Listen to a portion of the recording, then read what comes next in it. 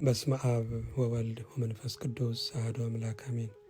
አንድ አምላክ በሆነ በአብ ወልድ በመንፈስ ቅዱስ ስም ሰኔ 26 በዚች ቀን የከበረ የመላእክት አለቃ የገብርኤል በዓሉ ነው።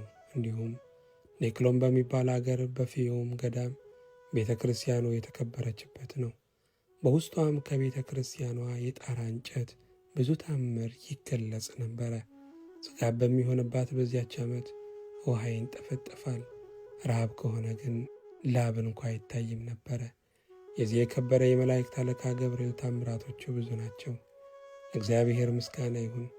እኛንም በአማላጅነቱ ይማረን፣ ረድኤቱም ከእኛ ጋር ትኑር ለዘላለሙ አሜን። በዚች ቀን የታላቁ ነቢይና መስፍን የነቢያት አለቃ የሙሴ ደቀ መዝሙር የነዌ ልጅ የኢያሱ የዕረፍቱ መታሰቢያው ነው። ይህም ከታናሽነቱ ጀምሮ ለሙሴ አንገቱን ዝቅ አድርጎ የሚታዘዝ ፍጹም ትሑት ሆነ። ስለዚህም በሙሴ ላይ ያደረ መንፈስ ቅዱስ አደረበት።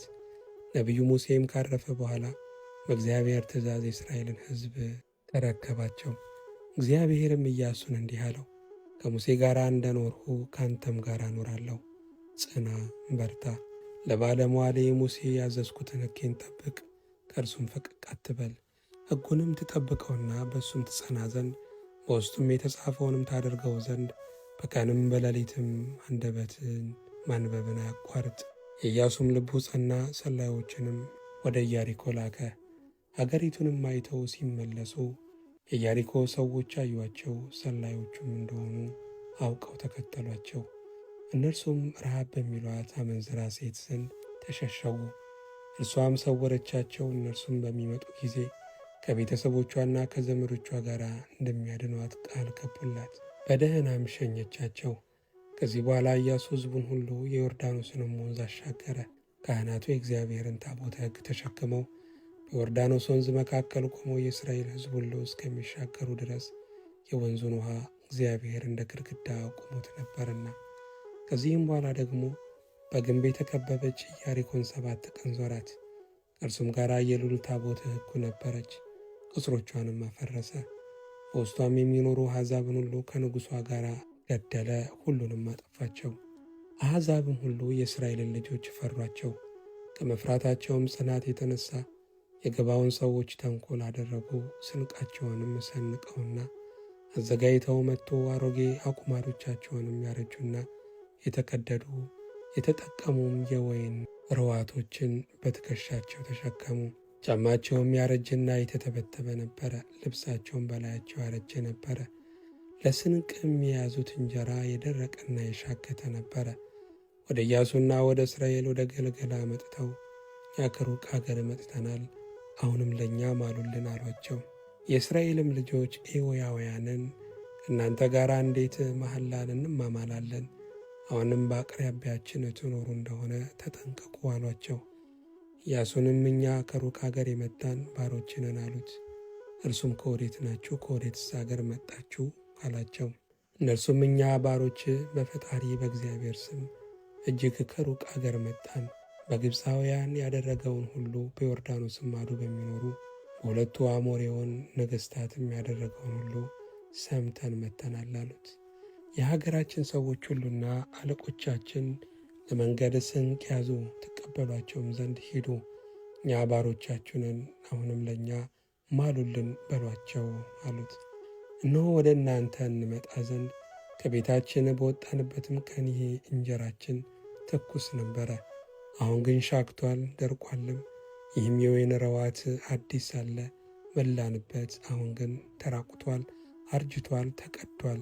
መንገዳችን እጅግ የራቀ ነውና ይህም ልብሳችን ይህም ጫማችን አርጅቷል አሏቸው። መኳንንቱም ስንቃቸውንም ተቀብለው አዩ፣ የእግዚአብሔርንም ቃል አልጠየቁትም። ኢያሱም ከእነርሱ ጋር ሰላምን አደረገ፣ ያደናቸውም ከእነርሱ ጋር ቃል ኪዳን አደረገ። የሕዝቡንም አለቆችም አሉላቸው። ከ3 ቀን በኋላም እስራኤል ከቅርብ እንደሆኑ ሰሙ።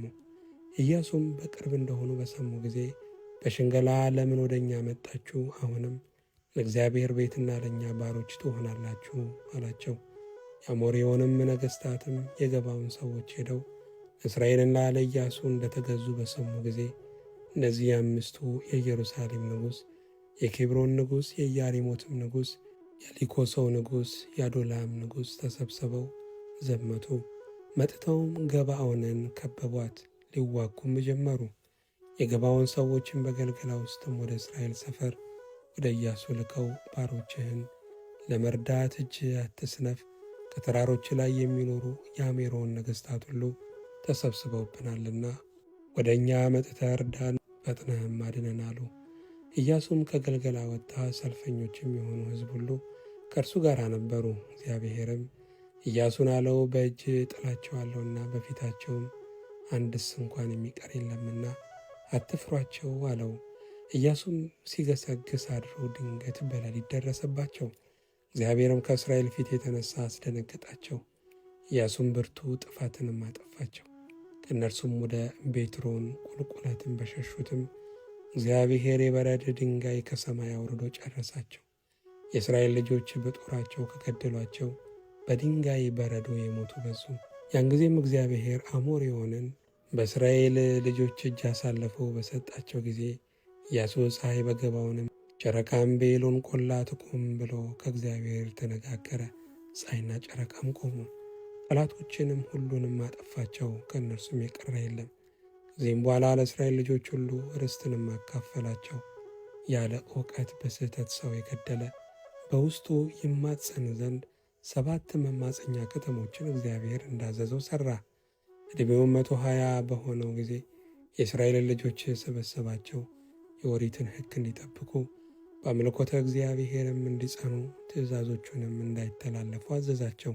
እንዲህም አላቸው፣ እርሱ ፈጣሪያችን ቀናተኛ ነውና ጣዖት ብታመልኩ ያጠፏችኋል፣ ሕጉን ብትጠብቁ ግን የበረከት ልጆች ትሆናላችሁ። ከዚህም በኋላ በሰላም አረፈ። ያዕቆብ ከኤሞር ልጆች በ100 በጎች በገዛው ናብሎስ በሚባል ቦታም ተቀበረ። 30 ቀኖችም ያህል ታላቅ ለቅሶ አለቀሱለት። ለእግዚአብሔር ምስጋና ይሁን፣ እኛንም በጸሎቱ ይማረን፣ በረከቱም ከእኛ ጋር ትኑር ለዘላለሙ አሜን።